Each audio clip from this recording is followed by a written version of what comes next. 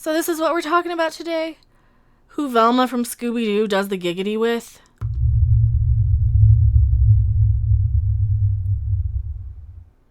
Really? This is actually something that people actually care about. Enough so that it was blowing up social media yesterday. Enough so that it brought back this debate that I've had many, many, many times. Hello, everyone. I am Mega Random 42. Still the one, still the only, still the original, still your favorite YouTube consumer, advocate, Harpy. I grew up watching Scooby-Doo. I think all of us grew up watching Scooby-Doo.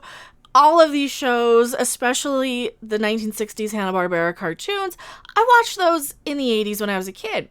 I liked the more updated, was it updated or not really? It's the We Got It All Together for a Brand New Show. That one. I liked that one a lot as a kid in the 80s. So those are kind of my go-to Scooby-Doo series when I do think of Scooby-Doo. Oh, and I totally forgot. You know what? I still like the ones with they had Phyllis Diller or Cass Elliot. I still like a lot of those early 70s episodes too. I didn't really care so much later on though. I really didn't. And once we got to the live action movies, right? Once we got to the live action movies in the 90s, I gave the first couple of ones a shot after a while. I was even in the very late 90s, in my late teens, early 20s, I was there watching the old 1960s Scooby-Doo, as a lot of people do. You know, you watch it under certain influences. You watch it to kind of, you know, enjoy the Scooby snacks and references and the corniness and the cheesiness and the music. Yeah, back when it still had Pretty Mary Sunlight playing in the background. That's my Scooby-Doo. That's really the one I care about. That's the one I grew up watching. The old one. There's a song about being in love with an ostrich. Definitely check out the old Scooby-Doo. I have a CD of that somewhere. It has all the music from the very, very early Scooby-Doo stuff. It's kind of a trip, especially if you're in the right frame of mind to really appreciate it. We're talking about who Velma does the giggity with now. I guess there's a new show coming out here. I was under the assumption when I saw this floating around, I'm like, oh, they're talking about the old movie. They're talking about the live action one with Sarah Michelle Gellar and what's his name?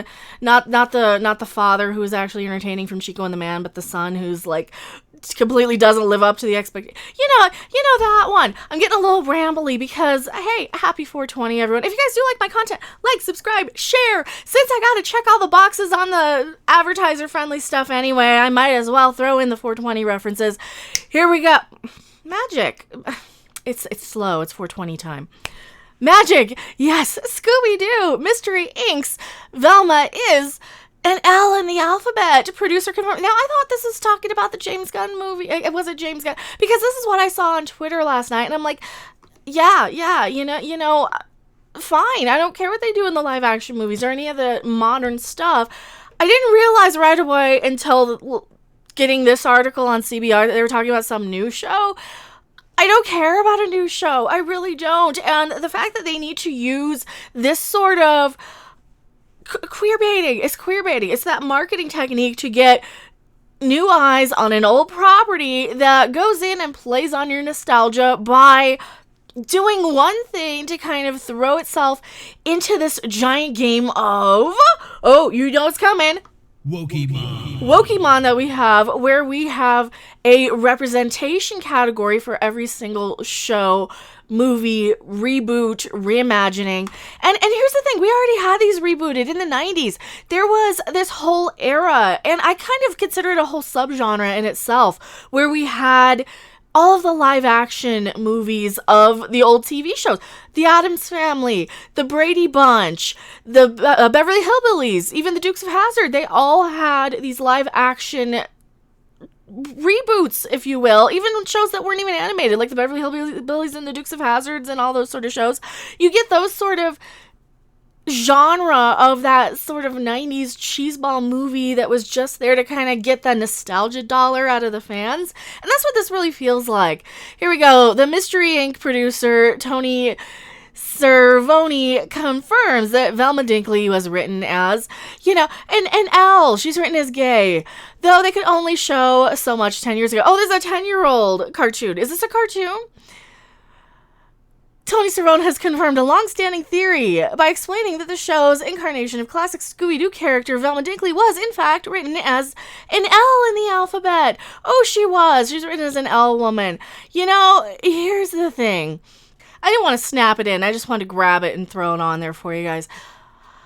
It doesn't matter. We already went through this 10, 20 years ago. When did the last movie come out? The live-action ones with Matthew Lillard as Shaggy and Rowan Atkinson as Scrappy-Doo. Yeah, I know. It's been a long time since I've seen them. When did those come out? Because we already went through all of this when those came out. And, of course, in 2001, James Gunn. I tried. In 2001, Velma was explicitly gay in my initial script, but the studio just kept watering it down, becoming ambiguous. The version shot, and then nothing. The released version, and finally having a boyfriend in the sequel. I already got this out of our system, man. We already kind of figured. It's like her and Marcy from well, that's the other funny thing. They did. Now, what are they referring to with this first article? This girl's name's Marcy in this news show that I never even was aware of. I read this for about 2 seconds. I'm like, Marcy from the old Peanuts things? Because we already kind of figured she was anyway. That's old 30 years ago stand-up jokes about what cartoon characters we kind of assumed were back in the day. And the fact that you guys really have to go out of your way here. Here we go. Mystery Inc. I obviously don't represent every version of Velma Dinkley, but I am one of the key people that represents this one. We made our intentions as clear as we could 10 years ago. Most of our fans got it. To those that didn't, I suggest you look closer. There's no new news here. And this is a 10-year-old show. I thought this was a new show they were just trying to get marketing for. Is this on a streaming service or something? Why is CBR running this article now? Why do we even care? Oh, it's just an Instagram, but it's just an argument. It's just a debate that was going around last night. All right, it's just a debate. Here's the thing. Was it based on coming in on James Gunn's tweet here? We already figured. It was pretty much as clear as day. They're literally the walking lesbian flag. I mean, I love that. I think I'm going to use this for my thumbnail because, yeah, no shit, Sherlock. We already kind of figured. And do we really care who our cartoon characters really do the giggity with? I don't. Seriously, this is stuff we already knew. I mean, there's actual stuff to talk about with the Lower Decks trailer dropping. There's actual things. But the fact that we're still having this debate... All right. I mean, do you really need to see yourself on screen so bad that you care who cartoon characters are sleeping with? And you know, here's the thing. Here's why I don't really mind so much in the live action movies, because like I said, they're in that subgenre of reboots, reimaginings, remakes that all kind of came around the 90s for all of these properties in the first place. So I don't really mind that. It's just when they try and retcon and go to these old shows and series and franchises and say, oh yeah, it's always. I don't care if it was always. I really don't, because 7-year-old me doesn't care. 7-year-old me likes Scooby because he talks funny and likes Shaggy because he wants to eat food all the time, and I don't get it, right? I don't understand that. And there's stuff I can look back as an adult, right? Look back at as an adult where I can see, oh, that's why he's eating so much. That's why, because this is made in the late 60s, and this is what people did in that. I mean, come on. This is me we're talking about. This is me. I have a Woodstock guitar, a sitar, wearing freaking tie-dye. Yeah, I got it. I got the references when I was an adult, and that's fine. That's how you do it. Have it so subtle that you can look back on it and be like, oh, no wonder I like that, because you're kind of keeping it at an age-appropriate level. I don't know who the new Scooby-Doo cartoon is for, and I say new, but I guess it's like 10 years old. I think I know somebody who liked it, now that I think about it, but here's the thing. They already said it. It was both of them. It was Daphne and Velma.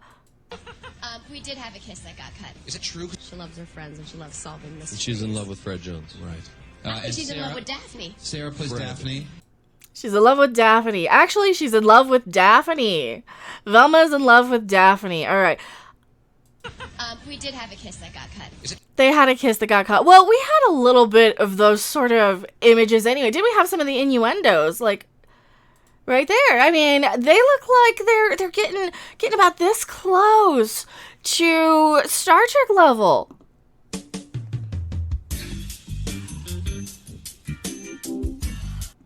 I would have been fine with it. I didn't care.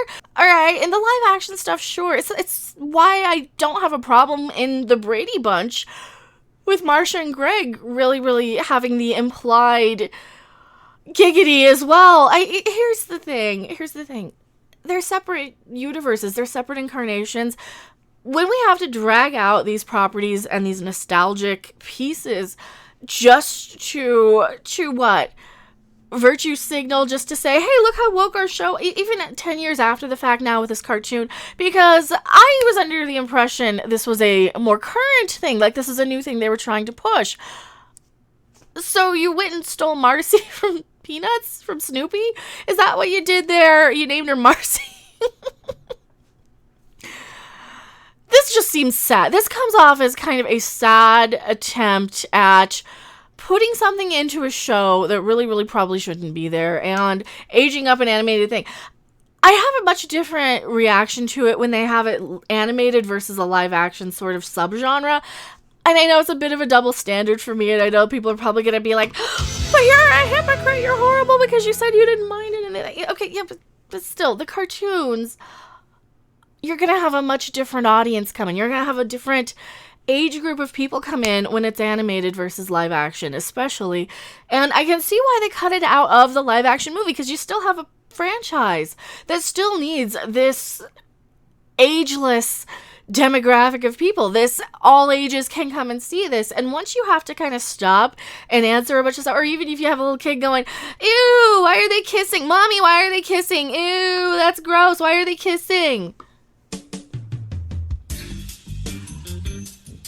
It doesn't matter if it's a guy or a girl when they have the really, I think, over the age level of appropriateness. Seriously, though, if you really care that much about who your cartoon characters are sleeping with, I think you kind of need to get laid. I don't care that much. I don't want to freak out and rage over it on one way. But at the same time, I can't just sit there and condemn it, because I've had, 30 years of getting used to, 20 years of this, getting used to this, 2001. That's almost 20 years now that I've kind of had in my head that, oh yeah, she was probably gay. Sure, don't care. Tell me what you guys think in the comment section below. I am MechaRandom42. I'll see you guys later. Bye. Thanks for watching. If you liked it, make sure to hit that like button. And if you want to see more, don't forget to subscribe. See you in the next video. Bye! And now I have the munchies.